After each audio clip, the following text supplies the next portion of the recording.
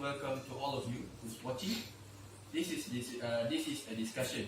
It's about vaccination. Is it good or is it bad? Now, before this discussion begins, allow me to introduce our panels for today. Now, we have invited 3 panels. The first panel is Dr. Haziq. He's from University of Columbia. He's known for his research on history of vaccine and anti-vaccine movement. The second panel is Dr. Amjad. He's from Gleneagles Hospital. He's a doctor currently working there. And the third panel is Mr. Jack, the activist of anti-vaccine movements. Now, without further ado, I would like to welcome the first panel to deliver their discussion. Now, vaccine is a substance used to stimulate the production of antibodies and provide immunity against one or several diseases. In recent years, there are debates about the bad of vaccination. Dr. Haziq, can you tell us about the history of vaccination? Thank you, moderator, for having me here. So, actually, the Chinese were the first to discover and use primitive form of vaccination. They call it variolation. It was carried out as early as the 10th century. The aim was to prevent smallpox by exposing healthy people to tissue from the scab caused by the disease. So they did it by putting the scab under the skin of the patient. So that's how the first uses of vaccination. Thank you for the information, Dr. Haziq.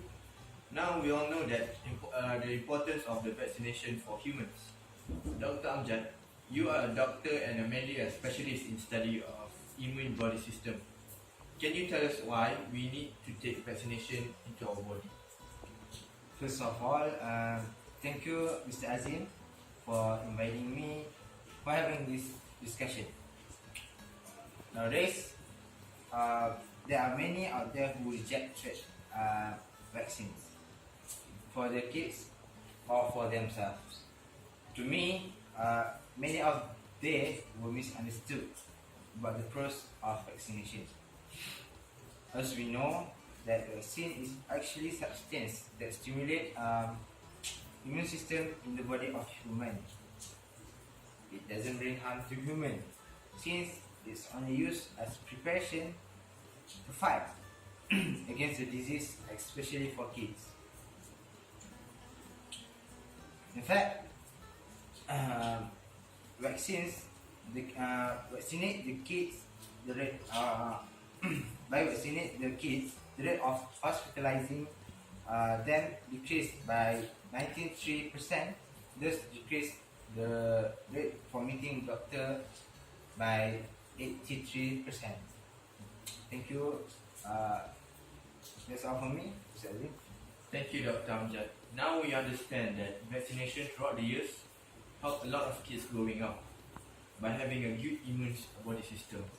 But out there are some speculation saying that taking the vaccine is bad for our health in the future.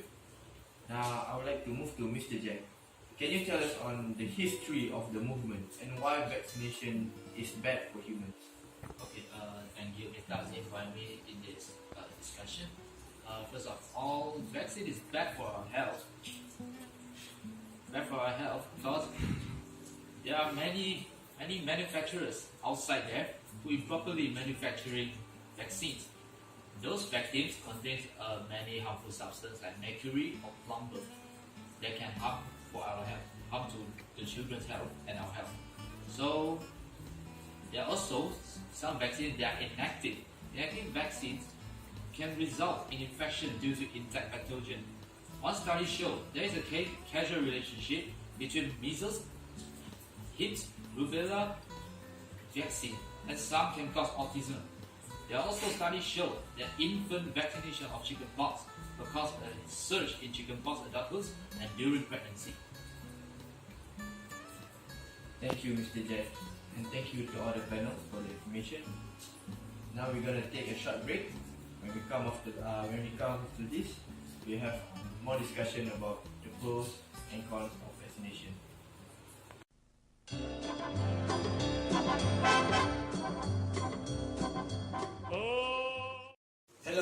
we are back in our discussion about vaccination. Is it good or bad?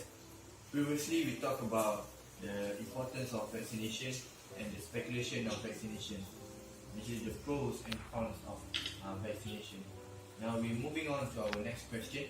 I would like to ask Dr. Amjad, from what I heard from Mr. Jack about measles, rubella, and tick disease, can you explain us briefly about the diseases? Okay, answering your question, Mr. Azim, I will cut the question. I will only answer about rubella and measles. Okay, rubella, also called German measles or 3D measles, is a contagious viral viral infection best known by its distinct red rash on body. Rubella is not the same as measles, so the two illnesses do share some characteristics, including the red rash. However, rubella is caused by another virus from measles. In the measles vaccine, the measles and rubella vaccines known as MMR, usually given to the children in the United States twice before they are going to school. It is highly effective in preventing rubella and measles. Because of widespread use of the vaccine, the Center of Disease Control and Prevention in the United States had declared the rubella elimination in the United States, but the cautious steps and the parent making sure that the children is secure, they vaccinate them as the prevention method. Rubella is rare in United States, but in Malaysia, it's a very famous disease among the children. So, as the parent, I think that we need to worry the most at the age from first years and third year, because they're likely among this range of their age, this disease very likely to be easily infected for them. So that's all for me. Thank you. Thank you, Dr. Amjad, for very, very good information. Now, a question for Mr. Jack. Now, we heard that why there are so many people out there that follow this movement, even though there are many results of vaccination showing a very, very positive sign. Can you explain about it? Alright, thank you, Mr. Azim. Actually, nowadays there are so many vaccines that cause many bad effects to us, and most of them are children. Actually, these vaccines some of the vaccines may cause those allergic reaction in some children's body. For example, there are some children after they take a vaccine, they go like vomiting, high fever, and other bad symptoms towards them, and this has caused a surge among the parents that they don't feel like they want to take their kids to go to take the vaccine. And also, there are some vaccines who are very, very expensive. Ladies and gentlemen, think about that. For example, if you go to a private hospital, you want to get your child a vaccine, and the doctor saying this vaccine costs $500. So think about that. If you're poor, how will you afford to get that vaccine for your children? I think that I answer your question. Thank you, Mr. Jack. So, we know why people are following some of the anti-vaccine movement, yes, Mr. Jack.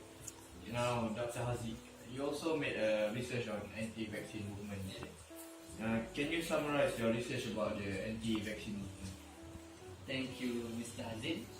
So, from my research, what I conclude is that anti-vaccine movement or anti-vaccine group was mainly created for awareness towards the cons of vaccination.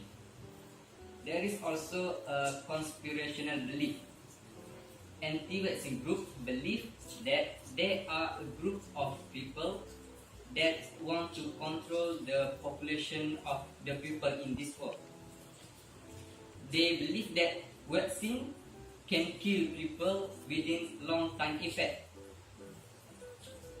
Besides that, some even believe that big pharmacy and other Western interests exaggerate the benefit of vaccine and fail to report its danger for the user or consumer. They believe vaccine is just a tool to make people think that scientists doing their job to cure the disease that are here today. They, the anti-vaccine group, may be motivated to reject consensus views, and they try to spread out and share this issue to others such as family, their friends. So that is how anti-vaccine community can grow in this world. Thank you. Thank you to all the panels for very informative and interesting talk about our discussion. Vaccination, is it good or is it bad? We have a very lot of pros, we have cons of vaccination. So, ladies and gentlemen, finally we come to the end of our discussion. We would like to say thank you again to all the panels, Mr. Haziq, Mr. Amjad and Mr. Jack, for having this discussion with many information about the vaccination and anti-vaccination movement, and a very interesting talk. And to all who's watching at home, hopefully this discussion will be beneficial for everyone. Thank you for your attention. Assalamualaikum.